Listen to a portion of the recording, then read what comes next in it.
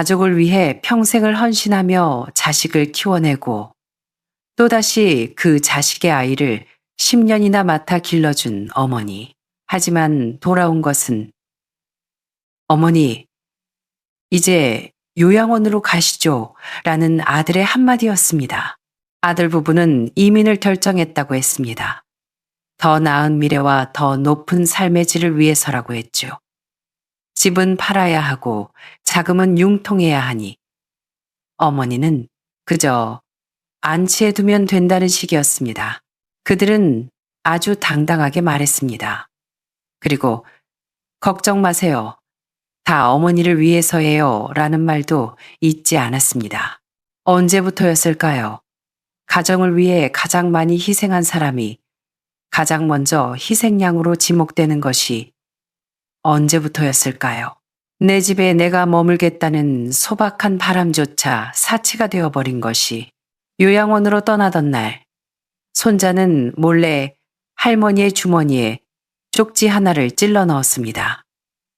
그 삐뚤빼뚤한 십글자가 할머니의 눈물을 쏟게 만들었죠.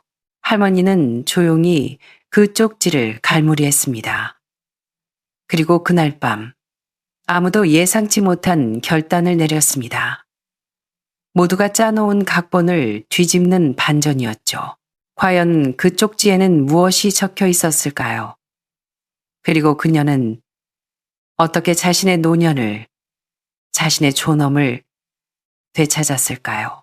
지금부터 계산적인 가족애와 거래가 되어버린 집, 그 차가운 현실 속에서 가장 부드럽고도 단호한 방식으로 운명을 바꾼 할머니와 손자의 이야기 속으로 들어가 보겠습니다. 제 이름은 황옥자, 올해 72살입니다.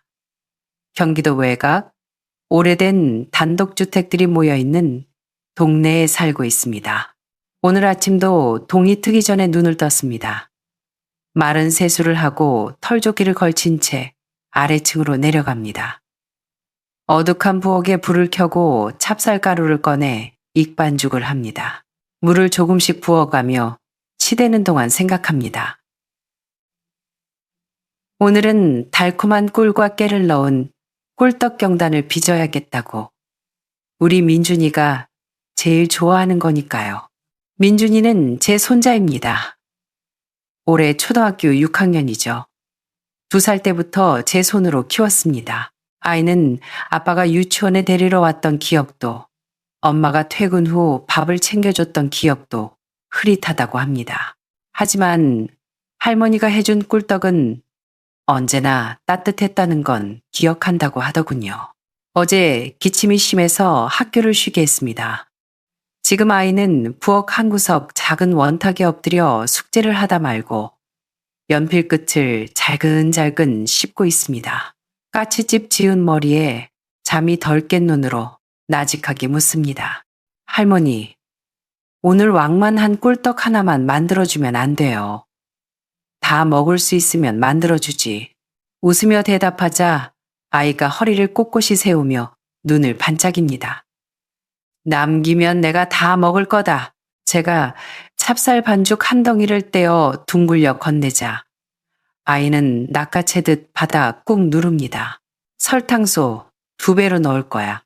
엄지손가락으로 반죽에 구멍을 파며 설탕가루를 식탁 위에 흩뿌립니다. 제가 손을 뻗어 아이의 소매를 걷어주며 잔소리를 합니다. 아이고, 이 소매 봐라. 내일 또 빨래해야겠네. 할머니가 빨아줄 거잖아요. 아이는 너무나 당연하게 말합니다. 마치 이 세상에 할머니란 존재는 언제나 그 자리에 영원히 부엌에서 떡을 빚고 빨래를 해주는 사람인 것처럼 말이죠. 입가에 설탕가루를 묻힌 아이의 얼굴을 보고 있자니 뜨끈한 국물을 마신 것처럼 가슴속이 덮여집니다. 이 아이는 제 인생이 외롭지 않았다는 유일한 증거입니다. 원래 저는 이 집이 늘 시끌벅적할 줄 알았습니다. 젊은 시절 남편과 저는 작은 구멍가게를 했습니다. 골목은 좁았지만 인심은 넉넉했죠. 새벽 5시에 청과물 시장에 가서 물건을 떼오고 오후에는 번갈아 가며 밥을 하고 아이들을 키웠습니다. 몸은 고됐지만 마주 앉아 믹스커피 한 잔 마시면 세상 부러울 게 없었습니다. 남편은 제가 62살 되던 해에 떠났습니다. 목욕을 마치고 평상에 앉아 발을 닦으며 토 안 넣은 닭곰탕이 먹고 싶네 라고 했죠. 내일 시장 가서 실한 놈으로 사오겠다고 했더니 고개를 끄덕이며 웃어주던 그 사람이 잠시 뒤 거짓말처럼 쓰러졌습니다. 그날 이후 집은 적막강산이 되었습니다. 남편의 발소리도 부엌에서 티격태격하던 소리도 사라졌습니다. 밥 짓는 횟수도 줄고 텔레비전도 켜기 싫어 벽구석에 고양이마저 일찍 잠들던 그런 날들이었습니다. 가장 쓸쓸하던 그때 민준이가 왔습니다. 어머니, 저희 둘 다 지방 발령이 나서요. 낮에 민준이 봐줄 사람이 없어요. 며느리의 전화에 저는 두 말 않고 2층 잡동사니 방을 치워 헌이불을 깔고 아기 침대를 놓았습니다. 매일 새벽 5시에 일어나 이유식을 만들었습니다. 먹는 게 느린 아이에게 동요를 불러주며 한 숟가락씩 떠먹였고 천기저귀는 손으로 빨아 널었습니다. 밤이면 잠투정하는 아이를 엎어 재우느라 밤을 꼬박 새우기도 했죠. 아이는 울음소리만 들어도 배가 고픈지 졸린지 기저귀가 축축한지 알 수 있었습니다. 텅 비었던 집이 그 작은 생명으로 다시 가득 찼습니다. 하늘이 내가 너무 외로워 보였나 보다. 그래서 다시 살아갈 이유를 주려고 이 아이를 보내셨나 보다. 그렇게 생각했습니다. 민준이가 좀 자라자 아들은 이제 혼자 자게 해야죠 라고 했습니다. 겉으로는 알겠다고 했지만 저는 알았습니다. 아이가 싫어할 거라는 걸요. 아니나 다를까 2층 방에 재우고 1시간도 안 돼요. 아이는 고민형을 끌어안고 눈이 벌개져서 내려왔습니다. 제 이불 속으로 파고들며 웅얼거렸죠. 할머니, 저 방 싫어. 너무 추워. 저는 아이를 품에 안고 등을 토닥였습니다. 젖먹이 때처럼. 아이는 제 가슴에 기대어 금세 잠이 들었습니다. 그 후로 아들 내외가 뭐라 하든 민준이는 저와 잤습니다. 할머니 침대에서는 햇볕 냄새가 나 라면서요. 너 나중에 커서 장가 갈 때도 할머니랑 잘 거냐 하고 물으면 곰곰이 생각하다. 그럼 할머니가 나랑 같이 대학 기숙사 가 라고 대답해 저를 웃게 만들었죠. 밤새 이불을 걷어차는 아이에게 이불을 덮어주는 일. 한밤중에 열이 오르면 이마를 짚어보고 응급실로 뛰는 일. 그 모든 게 제 일상이 되었습니다. 우리가 자는 침대는 영감과 결혼할 때 산 낡은 원목 침대라 삐걱거리는 소리가 났지만 아이는 그 소리가 자장가 같다고 좋아했습니다. 제 기초연금은 한 달에 30만 원 남짓입니다. 공과금, 재산세, 동네 경조사비를 내고 나면 빠듯합니다. 제 옷은 몇 년째 기워 입고 신발 밑창은 수선의 신지만 민준이 것만은 아끼지 않았습니다. 초등학교 입학 때 치아 교정비 250만 원이 필요하다길래 10년 넘게 간직해온 금반지를 팔고 쌈짓돈을 털어 1차 비용을 냈습니다. 치과 의사가 어머님이세요. 묻길래 할미인데 어미나 마찬가지요. 라고 대답했죠. 민준이가 그림 그리는 걸 좋아해서 매달 색연필과 스케치북을 사줍니다. 그림 그리느라 밥대를 놓치면 옆에 앉아 과일을 깎아주며 지켜봅니다. 아이도 제 고생을 아는지 상장을 받아오면 벽에 걸며 묻습니다. 할머니, 이거 상금 있어요. 있지. 오늘 저녁 꿀떡 2개 더 먹기. 그럼 우리는 마주보고 깔깔 웃습니다. 가난해도 그 웃음 하나면 충분했습니다. 어느덧 민준이가 12살, 제 어깨만큼 자랐습니다. 이젠 혼자 숙제도 하고 빨래 널기도 도와주지만 밤이면 여전히 제 옆으로 파고듭니다. 할머니, 어제 꿈에 할머니가 길을 잃어버렸어. 어젯밤 아이가 불쑥 말했습니다. 사람은 많은데 아무도 내 말을 안 들어줘. 나중에 떡집 앞에서 할머니를 찾았는데 계속 떡만 끓이고 있었어. 아이가 울먹였습니다. 꿈인데 뭐 찾았으면 됐지.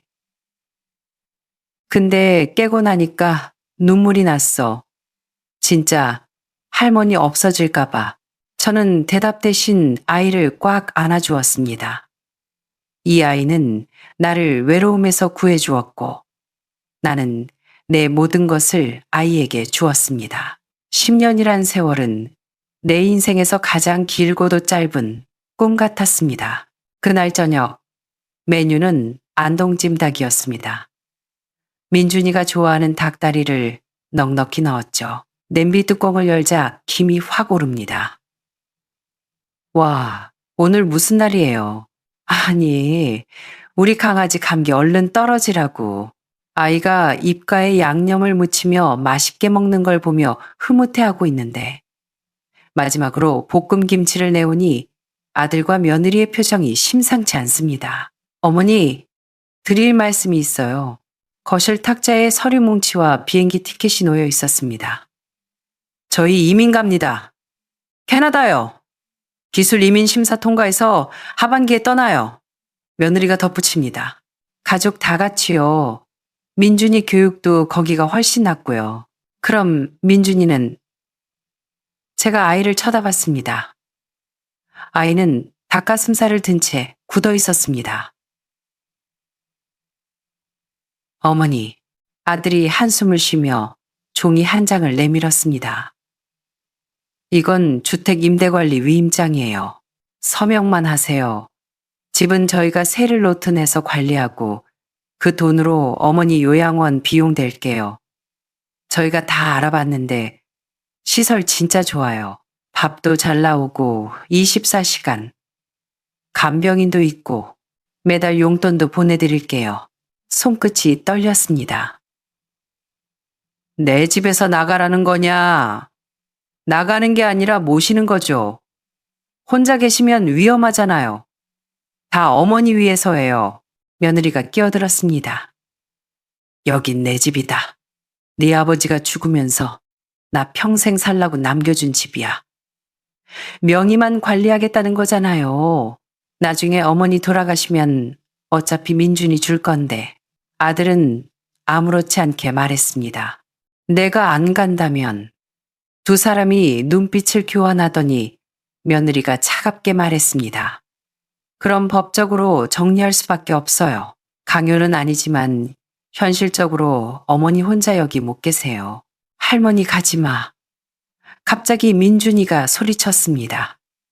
민준이 넌 빠져. 너도 요양원 좋다고 했잖아. 며느리가 아이를 다그쳤습니다. 저는 민준이를 봤습니다. 너도 내가 갔으면 좋겠니? 아이가 고개를 세차게 저으며 울음을 터뜨렸습니다. 나 할머니 없으면 안 돼. 식탁 위 찜닭은 이미 식어버렸습니다. 부엌불은 켜져 있는데 집안은 텅 빈 것 같았습니다. 저는 떨리는 손으로 서류를 밀어냈습니다. 생각 좀 해보마. 어머니 좋게 생각하세요. 빨래하고 밥하는 고생 안 하셔도 되잖아요. 그들의 효도는 일종의 거래였습니다. 서명을 주면 편안한 노년을 주겠다. 그날 밤 설거지를 하는데 위험하다는 말이 귓가에 맴돌았습니다. 이 집에서 40년을 살았습니다. 어디서 외풍이 드는지, 겨울에 어떤 수도관이 오는지, 베란다의 깻잎 화분은 언제 물을 줘야 하는지 다 아는 내가 뭐가 위험하다는 걸까요? 하지만 저는 그릇만 묵묵히 닦았습니다. 이미 결정된 일이라는 걸 알았으니까요. 저는 그들의 이민 계획 리스트에 있는 처분해야 할 물건 중 하나였습니다. 민준이는 밤새 제 팔을 꼭 잡고 잤습니다. 할머니, 진짜 갈 거야. 천천히 생각해보자. 자, 얼른 자. 다음 날, 저는 평소처럼 밥을 하고 청소를 했습니다. 하지만 밤이 되자 3층 다락방으로 올라가 먼지 쌓인 서류함을 뒤졌습니다. 남편은 꼼꼼한 사람이었습니다. 서류함 깊숙한 곳, 낡은 누런 봉투에 만년필로 쓴 황옥자 귀하라는 글씨가 보였습니다. 1989년에 작성한 부동산 처분 권한 위임 불가 및 거주권 공증서. 변호사 사무실 도장이 찍힌 그 서류에는 명백히 적혀 있었습니다. 본 부동산은 부부 공동 노력이 인정되나 명의자인 황옥자의 서면 동의 없이는 매매, 임대, 담보 설정을 할 수 없다. 서류를 가슴에 품고 한참을 앉아 있었습니다. 분노가 아니라 서글픔이 밀려왔습니다. 자식들은 아기가 없습니다. 그저 너무 바쁘고 너무 실용적일 뿐입니다. 그들에게 늙은 엄마는 관리 대상일 뿐 아니오라고 말할 수 있는 인격체가 아니었던 겁니다. 저는 그 서류를 옷장 깊숙이 숨기고 그 위에 메모를 붙였습니다. 건드리지 말 것. 중요. 어머니. 짐 정리되면 서명해 주세요. 캐나다 가셔도 저희가 영상통화 자주 할게요. 며느리의 말에 저는 웃으며 고개를 끄덕였습니다. 그래, 알았다. 동의한 게 아닙니다. 저는 기다리는 겁니다. 그들이 경계심을 풀 때까지. 요양원으로 떠나는 날 아침, 민준이의 슬리퍼를 침대 옆에 가지런히 놓아두고 1층으로 내려왔습니다. 짐은 단출했습니다. 옷두어, 벌, 이불 하나, 약상자, 그리고 제가 직접 쓴 요리법 노트 한 권. 아들이 차를 대고 재촉했습니다. 민준이가 보이지 않아 올라가 보려는데 아이가 퉁퉁 부은 눈으로 뛰어내려와 제 허리춤을 와라 껴안았습니다. 할머니, 할머니, 뚝 그쳐. 할머니 잠깐 요양하러 가는 거야. 방학하면 꿀떡 해줄게. 억지로 아이를 떼어내고 돌아서려는데 민준이가 제 주머니에 무언가를 구겨 넣었습니다. 할머니, 이거 지금 보지 마. 거기 도착하면 봐. 차 창문이 올라가고 골목 뒤로 집이 사라질 때까지 저는 백미러로 아이를 보았습니다. 낡은 스웨터를 입고 주먹을 꽉 쥔 채 서 있는 내 강아지. 요양원은 깨끗했습니다. 하지만 저녁 밥상은 간이 하나도 안 된 멀건 국에 깍두기 몇 알이 전부였습니다. 저기 간장 좀. 어르신 저염식 하셔야죠. 간호사가 상냥하게 거절했습니다. 씹을수록 낯선 맛이 났습니다. 그건 아무도 네가 뭘 먹고 싶은지 묻지 않는 맛이었습니다. 밤굿이 소등 후 침대에 앉아 민준이의 쪽지를 폈습니다. 영어 공책 한 귀퉁이를 찢은 종이에 삐뚤빼뚤한 글씨가 적혀 있었습니다. 할머니, 내가 어른 되면 꼭 할머니 다시 집으로 데려올게. 수도꼭지 튼 것처럼 눈물이 쏟아졌습니다. 고작 12살짜리가 이별이 불공평하다는 걸 알고 약속만이 무력함에 맞서는 유일한 방법이라는 걸 알아버린 겁니다. 저는 그 쪽지를 침대 머리맡에 붙였습니다. 일주일이 지났지만 아들 내외는 오지 않았습니다. 서류 정리하느라 바쁘다는 문자뿐. 할머니, 적응하면 괜찮아. 옆 침대에 박씨 할머니가 말했지만 저는 고개를 저었습니다. 저는 적응하지 않을 겁니다. 적응한다는 건 민준이를 포기한다는 뜻이니까요. 어느 날 오후 대학생 봉사단이 왔습니다. 여학생 하나가 제 머리맡에 쪽지를 보고 물었습니다. 어머, 손자분이 썼나 봐요. 너무 귀엽다. 나 데리러 온대. 할머니 많이 보고 싶으신가 보다. 그날 밤 저는 꿈을 꿨습니다. 부엌에서 꿀떡을 삶는데 민준이가 젓가락을 들고 서 있는 꿈. 깨어나서 결심했습니다.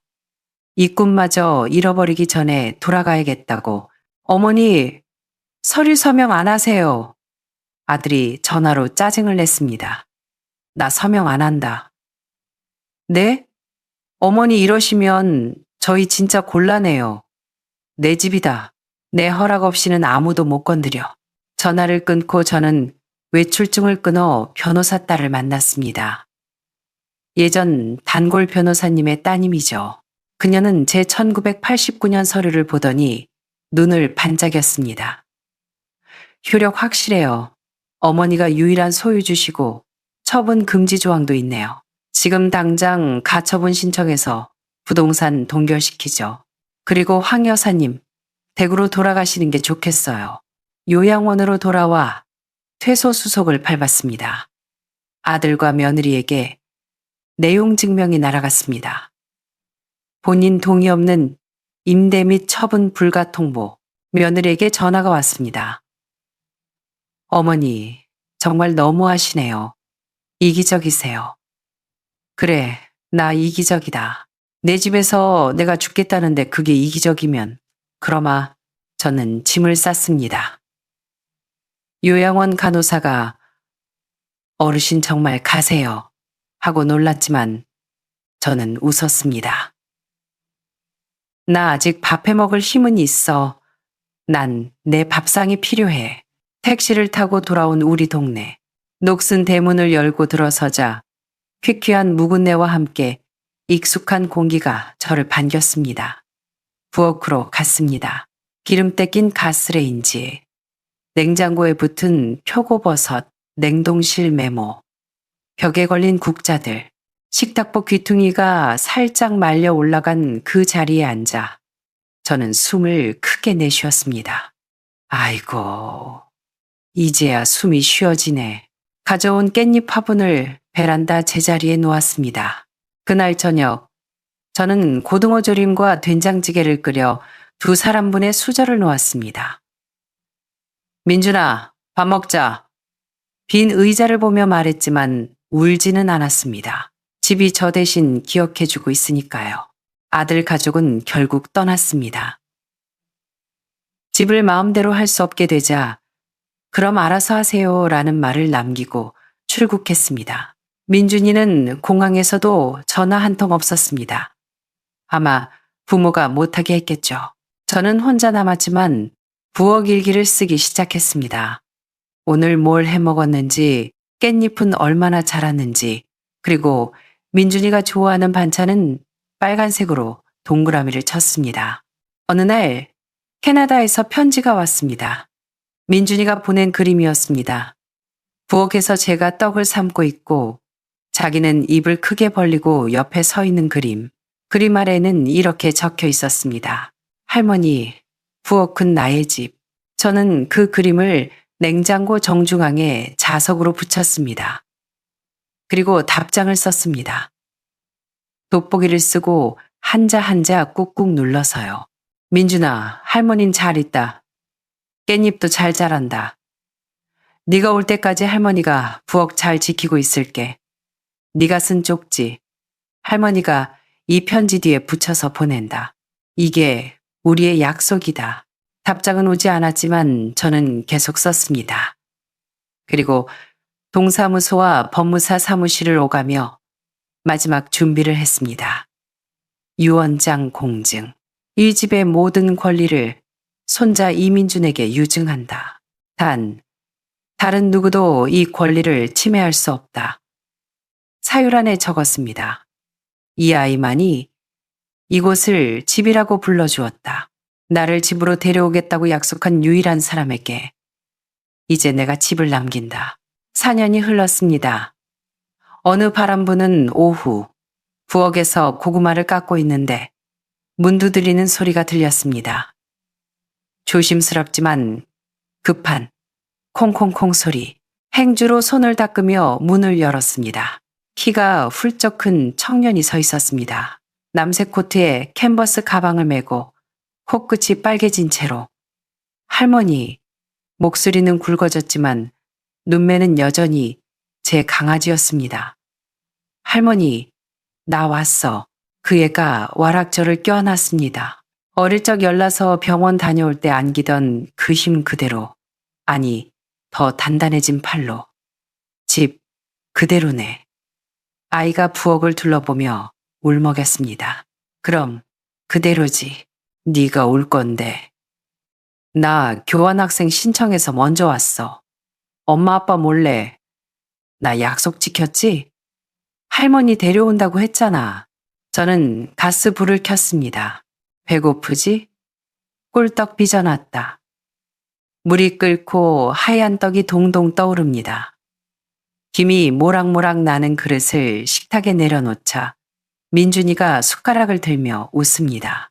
눈에는 눈물이 그렁그렁한 채로요. 잘 먹겠습니다.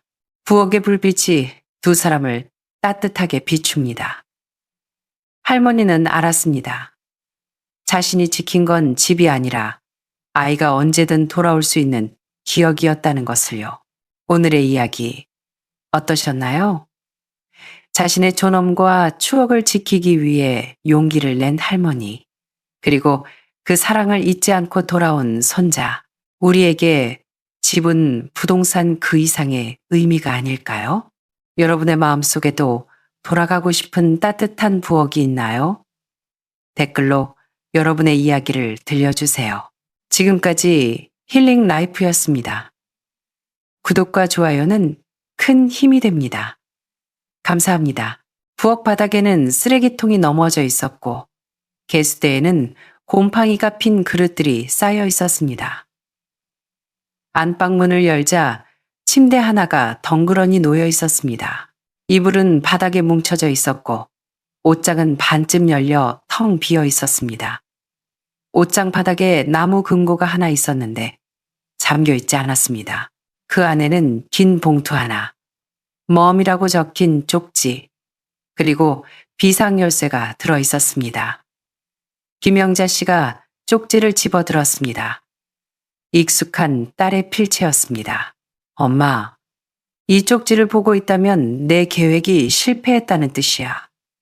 손이 부들부들 떨렸습니다. 박지윤 씨가 봉투를 열었습니다. 신분증, 만료된 비자 서류, 그리고 신용카드 독촉장이 들어 있었습니다. 총 부채 47,200, 우리 돈으로 약 6천만 원이 넘는 돈이었습니다. 동봉된 편지를 펼쳤습니다. 몇 번이나 고쳐 쓴 흔적이 역력했습니다. 엄마, 아빠, 미안해요. 이 편지 보고 많이 놀라셨죠?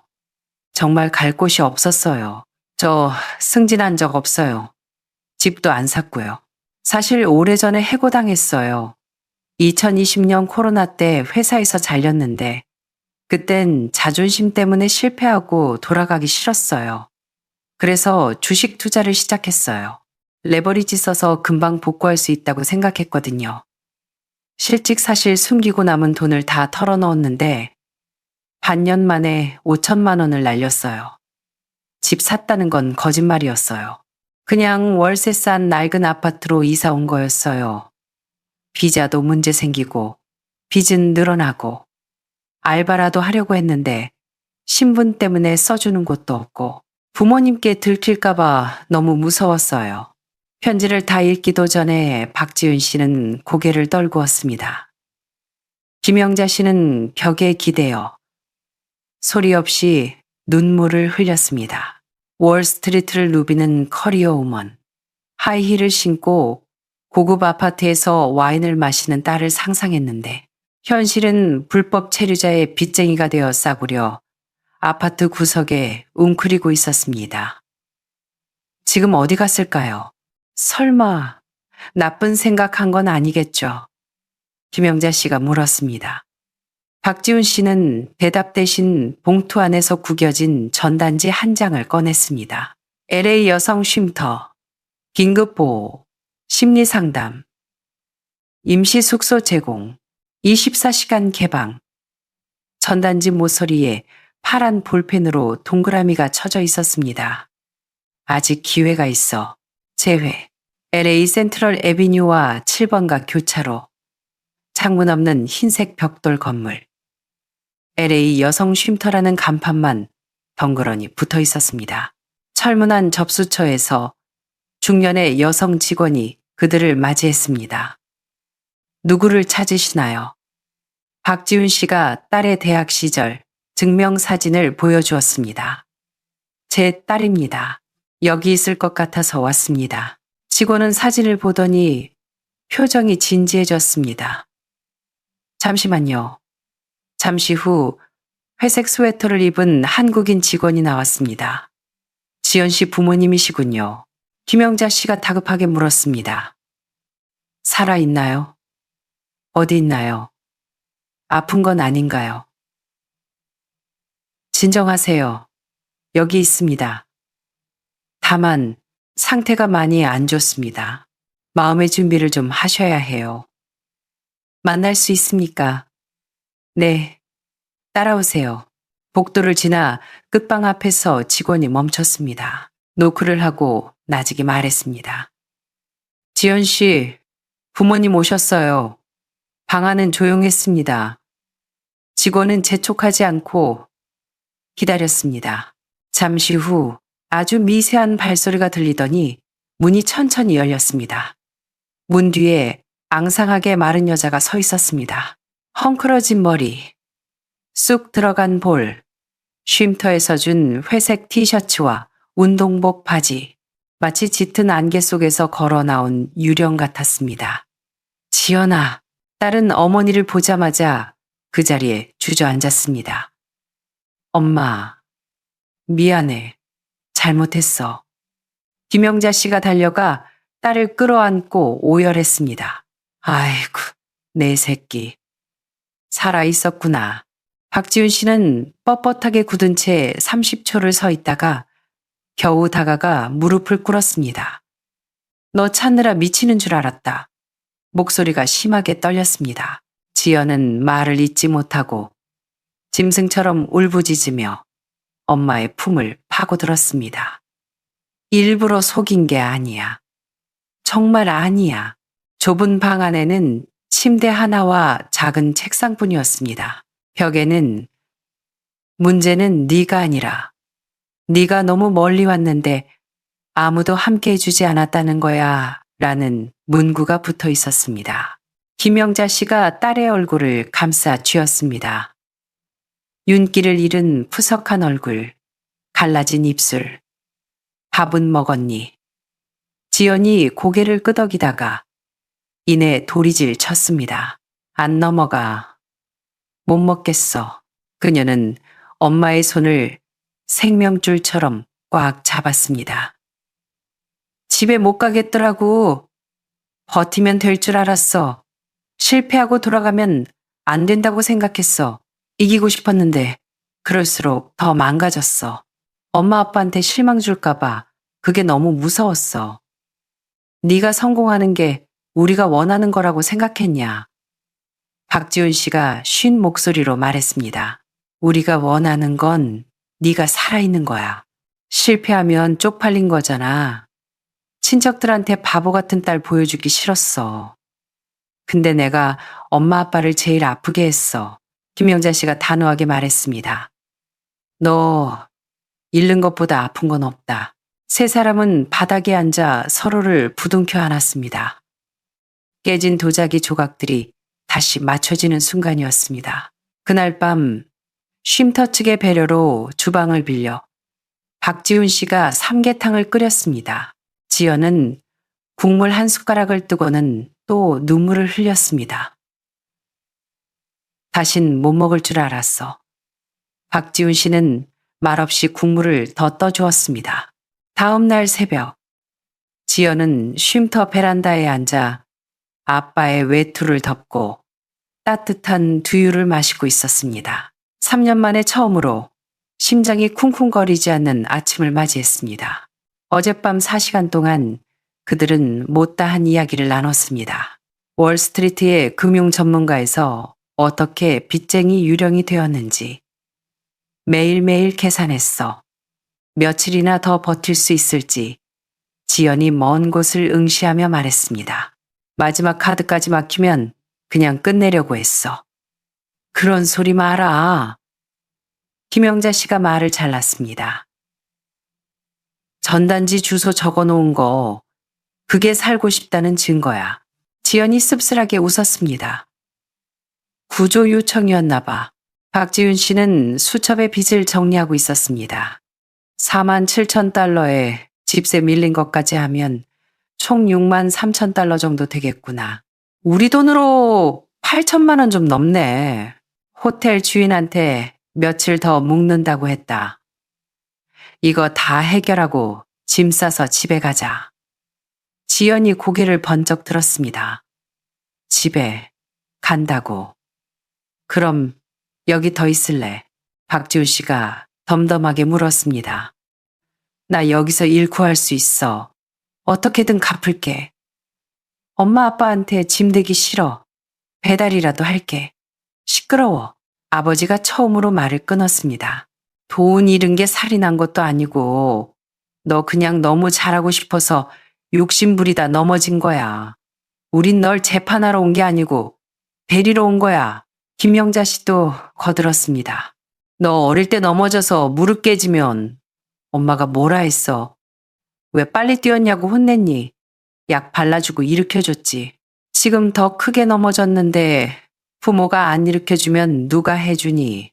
지연은 입술을 깨물며 고개를 끄덕였습니다. 집으로 그날 오후 세 사람은 은행에 갔습니다.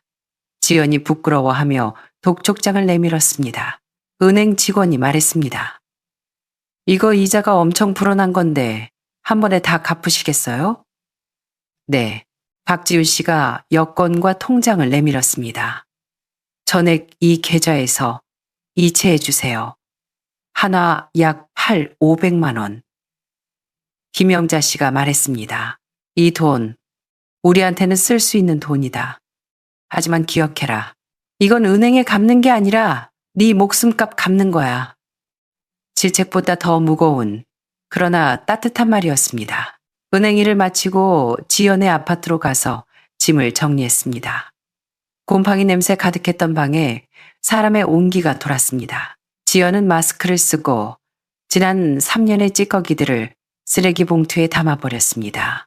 김영자 씨는 묵묵히 쓸만한 옷을 골라 가방에 챙겼고 박지훈 씨는 서류를 정리하고 귀국행 비행기표를 예매했습니다.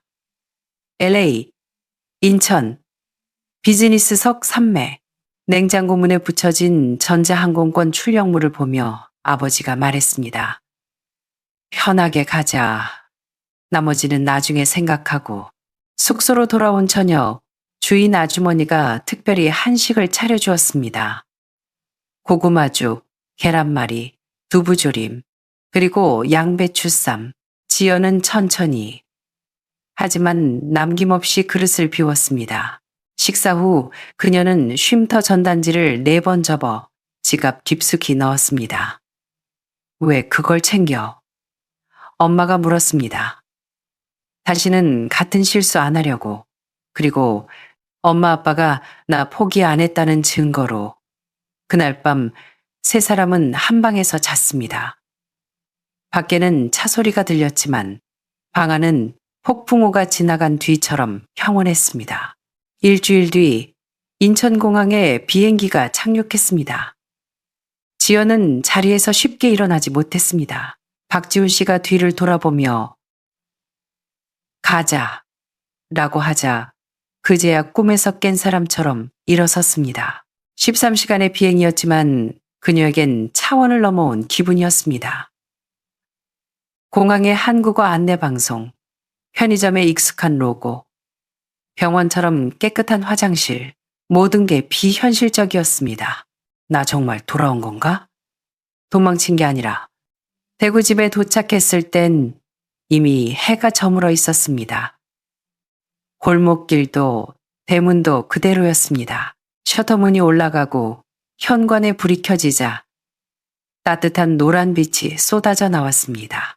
거실 벽에 걸린 낡은 사진들, 소파의 위치, 냉장고에 붙은 자석들까지. 맞다. 김영자 씨의 목소리는 평온했습니다. 지연은 현관에 서서 눈시울이 뜨거워졌습니다. 하지만 울음을 삼켰습니다. 신발 벗고 들어와야지. 아버지의 무심한 말투, 그 말 한마디가 스위치처럼 지연의 긴장을 풀어주었습니다.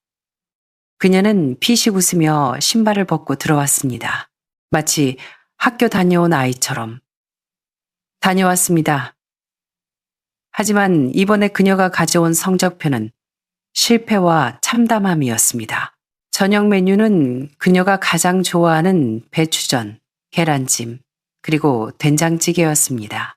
별거 없어. 그냥 대충 했어. 엄마의 말. 세 사람은 조용히 밥을 먹었습니다. 축하 파티도 억지 감동도 없었습니다. 지연은 밥그릇에 코를 박고 허겁지겁 먹었습니다. 마치 부끄러움을 삼키듯이 설거지를 하고 방으로 들어갔습니다. 고등학교 때 쓰던 책상, 누렇게 바랜 수학 문제집, 대학 때 입던 청바지가 개켜져 있는 옷장. 그녀는 침대에 등을 기대고 천장을 바라보았습니다. 앞으로 어떻게 살아야 할지 막막했지만 적어도 숨은 쉴 수 있었습니다. 다시 시작된 일상. 다음 날부터 부모님은 아무것도 묻지 않았습니다. 계획이 뭐냐고 닥달하지도 않았습니다. 삼시세끼밥을 챙겨주고 아버지는 뉴스를 보며 정치인 욕을 하고 어머니는 빨래를 널었습니다. 이웃이 찾아와 딸 안부를 물으면 지연은 방으로 숨었고 어머니는 아직 시차 적응 중이라 자요 라고 둘러댔습니다. 그 말을 들은 지연의 가슴이 쿵 내려앉았습니다. 비난이나 망신을 당할 줄 알았는데 부모님은 그저 침묵으로 그녀를 보호해주고 있었습니다. 그건 용서도 동정도 아닌 가족이라는 울타리였습니다. 봄이 오고 매화가 피었습니다. 지연도 조금씩 변해갔습니다. 아침 7시 반이면 엄마를 따라 시장에 갔습니다. 좋은 토마토 고르는 법을 배우고 콩나물 값을 흥정했습니다. 구시엔 버스를 타고 시내의 한 부동산 관리 회사로 출근했습니다. 직책은 행정보조, 급여는 예전의 10분의 1도 안 되지만 4대 보험이 되고 점심시간이 보장되는 곳이었습니다. 동료들은 그녀가 해외파인 줄은 꿈에도 몰랐습니다. 그저 일 꼼꼼하고 조용한 박씨로 통했습니다. 그녀는 과거를 숨긴 채 엑셀표를 만들고 영수증을 붙이는 지금의 생활이 좋았습니다. 아무도 그녀에게 성공했냐고 묻지 않으니까요. 퇴근하면 앞치마를 두르고 저녁 준비를 도왔습니다. 너 예전엔 칼질도 못하더니 많이 늘었다. 엄마가 웃으며 말했습니다.